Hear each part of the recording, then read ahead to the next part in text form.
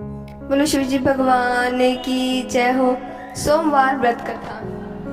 पहले समय में किसी एक नगर में एक धनी व्यापारी रहता था। दूर दूर तक उसका व्यापार फैला हुआ था। नगर के सभी लोग उस व्यापारी का सम्मान करते थे।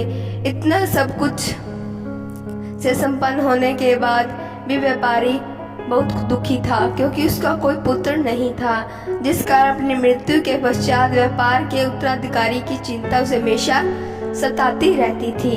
पुत्र प्राप्ति की इच्छा से व्यापारी प्रत्येक सोमवार भगवान शिव की व्रत पूजा किया करता था और शाम के समय शिव मंदिर में जाकर शिव जी के सामने घी का दीपक जलाया करता था। उसकी भक्ति देखकर माँ पार्वती प्रसन्न हो गई और भगवान शिव से उस व्यापारी की मनोकामना पूर्ण करने का निवेदन किया। भगवान शिव बोले, इस संसार में सबको उसके कर्म के अनुसार फल की प्राप्ति होती है। जो प्राणी जैसा कर्म करता है उसे वैसा ही फल प्राप्त होता है। शिवजी द्वारा समझाने के बावजूद माँ पार्वती नहीं मानी और उस व्यापारी की मनोकामना पूर्ति हेतु वह शिवजी से बार बार अनुरोध करती रही। अंततः माता के आग्रह को देखकर भगवान भोलेनाथ को उस व्यापारी को पुत्र प्राप्ति का वरदान देना पड़ा। वरदान देने के पश्चात भोलेनाथ माँ पार्वती से बोले, आपके आग्रह पर मैंने पुत्र प्राप्ति का वरदान तो दिया है, परंतु उसका यह पुत्र 16 वर्ष से अधिक समय तक जीवित नहीं रहेगा। उसी रात भगवान शिव उस व्यापारी के स्वप्न में आए और उसे प्राप्ति का वरदान दिया और उसके पुत्र के 16 वर्ष जीवन की रहने की बात बताई। भगवान के वरदान से व्यापारी खुशी तो हुआ, लेकिन पुत्र की अल्पायु की चिंता ने उस खुशी को नष्ट कर दिया।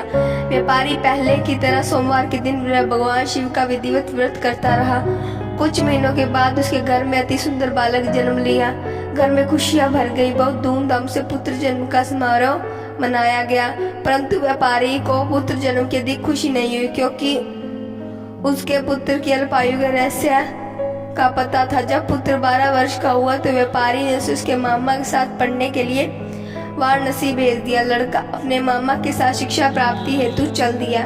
रास्ते में जहाँ भी मामा भांजा विश्राम हेतु रुकते वहीं यज्ञ करते और ब्राह्मणों को भोजन कराते। लंबी यात्रा के बाद मामा और भांजा एक नगर में पहुंचे। उस दिन नगर के राजा की कन्या का विवाह था, जिस कारण पूरे नगर को सजाया गया था। निश्चित समय पर बारात आ गई, लेकिन वर का पिता अपने बेटे की एक आंख से काने होने के कारण बहुत चिंतित था। उसे भय था कि इस बात का पता चलने पर कहीं राजा विवाह से इनकार न कर दे, इससे उसकी बदनामी भी होगी। जब वर के पिता ने व्यापारी के पुत्र को देखा तो उसके मस्तिष्क में एक विचार आया। उसने सोचा, क्यों न इस लड़के को दूल्हा बनाकर राजकुमारी से विवाह करवा दूं। विवाह के बाद इसको धन देकर विदा कर दूंगा और राजकुमारी को अपने नगर ले आऊंगा। वर के पिता ने लड़के के मामा से इस संबंध की बात की। मामा ने धन मिलने के लालच में वर के पिता की बात स्वीकार कर ली। लड़के को दूल्हे का वस्त्र पहनाकर राजकुमारी से विवाह करा दिया गया। राजा ने बहुत सारा धन देकर राजकुमारी को विदा किया। शादी के बाद लड़का जब राजकुमारी से साथ लौट रहा था तो वह सच नहीं छिपा सका और उसने राजकुमारी की ओढ़नी पर लिख दिया, राजकुमारी, तुम्हारा विवाह मेरे साथ हुआ था। मैं तो वाराणसी पढ़ने के लिए जा रहा हूँ और अब तुम्हें जिस नवयुवक की पत्नी बनना पड़ेगा वह कान्हा है। जब राजकुमार ने अपनी ओढ़नी पर लिखा हुआ पढ़ा तो उसने कान्हा लड़के के साथ जाने से इनकार कर दिया।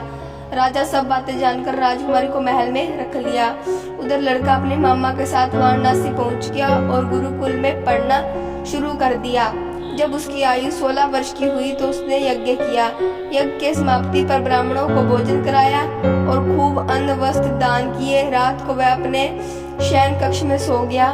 शिव के वरदान के अनुसार शयनावस्था में ही उसके प्राण पखड़ू उड़ गए। सूर्योदय पर मामा मृत भांजे को देखकर रोने पीटने लगा। आसपास के लोग भी एकत्र होकर दुख प्रकट करने लगे। लड़के के मामा के रोने विलाप करने के स्वर समीप से गुजरते हुए भगवान शिव और माता पार्वती भी सुने। पार्वती ने भगवान से कहा, प्राणनाथ, मुझे इसके रोने के स्वर सहन नहीं हो रहे हैं। आप इस व्यक्ति के कष्ट को अवश्य दूर करें। भगवान शिव ने पार्वती के साथ अदृश्य रूप में समीप जाकर देखा तो भोलेनाथ पार्वती से बोले, यह तो उसी व्यापारी का पुत्र है जिसे मैंने 16 वर्ष की आयु का वरदान दिया था। इसकी आयु पूरी हो गई है। माँ पार्वती ने फिर भगवान शिव से निवेदन कर बालक को जीवन देने का आग्रह किया। माता पार्वती के आग्रह पर भगवान शिव ने उस लड़के को जीवित होने का वरदान दिया और कुछ ही पल में वह जीवित होकर उठकर बैठ गया। शिक्षा समाप्त करके लड़का मामा के साथ नगर की ओर चल दिया। दोनों चलते हुए उसी नगर में पहुंचे जहां उसका विवाह हुआ था। उस नगर में भी यज्ञ का आयोजन किया। समीप से गुजरते हुए नगर के राजा ने यज्ञ का आयोजन देखा तो उसने तुरंत ही लड़के और उसके मामा को पहचान लिया। यज्ञ के समाप्त होने पर राजा मामा और लड़के को महल ले गया। कुछ दिन उन्हें महल में रखकर बहुत सा धन वस्त्र आदि देकर राजकुमारी के साथ विदा कर दिया। इधर भूखे प्यासे रहकर व्यापारी और उसकी पत्नी बेटे की प्रतीक्षा कर रहे थे। उन्होंने प्रतिज्ञा कर रखी थी कि यदि उनके बेटे की मृत्यु का समाचार मिला तो दोनों अपने प्राण त्याग देंगे। परंतु जैसे ही उनके बेटे के जीवित वापस लौटने का समाचार सुना तो वह बहुत प्रसन्न हुआ। वह अपनी पत्नी और मित्रों के साथ नगर के द्वार पर पहुंचा। अपने बेटे का विवाह का समाचार सुनकर पुत्र वधू राजकुमारी को देखकर उसकी खुशी का ठिकाना न रहा। उसी रात भगवान शिव ने व्यापारी के स्वप्न में आकर कहा, हे श्रेष्ठी, मैंने तेरे सोमवार के व्रत करने और व्रत कथा सुनने से प्रसन्न होकर तेरे पुत्र को लंबी आयु प्रदान की है। पुत्र की लंबी आयु जानकर व्यापारी बहुत प्रसन्न हुआ। सोमवार का व्रत करने से व्यापारी के घर में खुशियां लौट आई। शास्त्रों में लिखा है कि जो स्त्री पुरुष सोमवार का विधिवत व्रत करते और व्रत कथा सुनते हैं उनकी सभी इच्छाएं पूर्ण होती हैं। बोलो शिव भगवान की जय।